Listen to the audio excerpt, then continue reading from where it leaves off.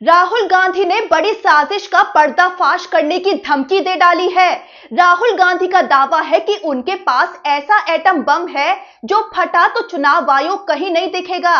राहुल गांधी ने दावा कर दिया है कि उनके पास ऐसा सबूत है जो ये साबित कर देगा कि चुनाव आयोग और बीजेपी मिलकर वोटों की चोरी कर रहे हैं। अब सवाल ये है, क्या वाकई लोकतंत्र का सबसे बड़ा पहरेदार यानी चुनाव आयोग वोट चोरी करवा रहा है? क्या बिहार में वोटर लिस्ट को लेकर बीजेपी कोई बड़ा खेल खेल रही है? और क्या वाकई राहुल गांधी के पास एटम बम जैसा कोई सबूत है जिससे बड़ा तहलका मचने वाला है? पहले आपको ये बता दें कि विपक्ष के तमाम विरोध के बीच चुनाव आयोग ने आज बिहार में एसआईआर यानी स्पेशल इंटेंसिव रिवीजन का पहला ड्राफ्ट जारी कर दिया है, यानी नई वोटर लिस्ट जारी कर दी गई है। अब अगर किसी को कोई दिक्कत है तो वो 1 सितंबर तक आपत्ति दर्ज करा सकता है। इसके बाद चुनाव आयोग फाइनल लिस्ट जारी करेगा। आपको बता दें, इस लिस्ट में भारी मात्रा में वोट कटने की बात कही जा रही है। राहुल गांधी ने इस दौरान बहुत बड़ा हमला बोल दिया है। राहुल गांधी ने कहा कि हमारे पास सबूत है कि चुनाव आयोग वोट चोरी करवा रहा है, और ये आरोप उन्होंने हल्के में नहीं लगाए हैं, बल्कि राहुल गांधी का कहना है कि वो 100% सबूतों के साथ ये बात कर रहे हैं। राहुल गांधी ने कहा है कि जैसे ही ये सबूत सामने आएंगे, देश को पता चल जाएगा कि इलेक्शन कमीशन बीजेपी के लिए वोट चोरी करवा रहा है। राहुल गांधी ने इसे ओपन एंड शट केस बताया और कहा है कि इस पर कोई सवाल नहीं उठाया जा सकता। वो सीरियसली बोल रहे हैं कि उनके पास सबूत है।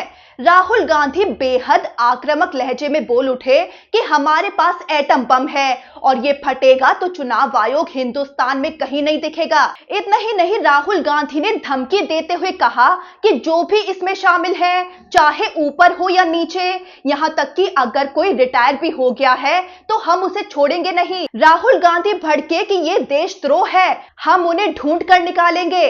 राहुल गांधी ने यह भी बताया कि उन्हें वोट चोरी को लेकर शक शुरुआत में मध्य प्रदेश और लोकसभा चुनावों में हुआ था, लेकिन फिर महाराष्ट्र विधानसभा चुनाव में ये शक और गहराया जब वहां 1 करोड़ नए वोटर जोड़े गए। कांग्रेस का आरोप है कि चुनाव आयोग से वोटर लिस्ट और वीडियोग्राफी की मांग की गई थी, लेकिन आयोग ने ना तो सहयोग किया बल्कि वीडियोग्राफी का कानून ही बदल दिया। इस वजह से कांग्रेस को खुद ही जांच करवानी पड़ गई। कांग्रेस का दावा है कि उसकी ये इन्वेस्टिगेशन 6 महीने तक चली और राहुल गांधी के मुताबिक जो मिला है वो एटम बम की तरह है जो बड़ा तहलका मचा देगा। राहुल गांधी का कहना है कि हमने एक कॉन्स्टिट्यूएंसी को चुना, डीप रिसर्च किया और इसका पूरा सिस्टम समझ लिया, कैसे वोट चोरी होती है, कौन वोट डालता है, कैसे नए वोटर बनते हैं। राहुल गांधी का आरोप है कि जब चुनाव आयोग को समझ में आ गया कि कांग्रेस को इनकी चाल समझ में आ गई है, तो उन्होंने बिहार में नया तरीका निकाला।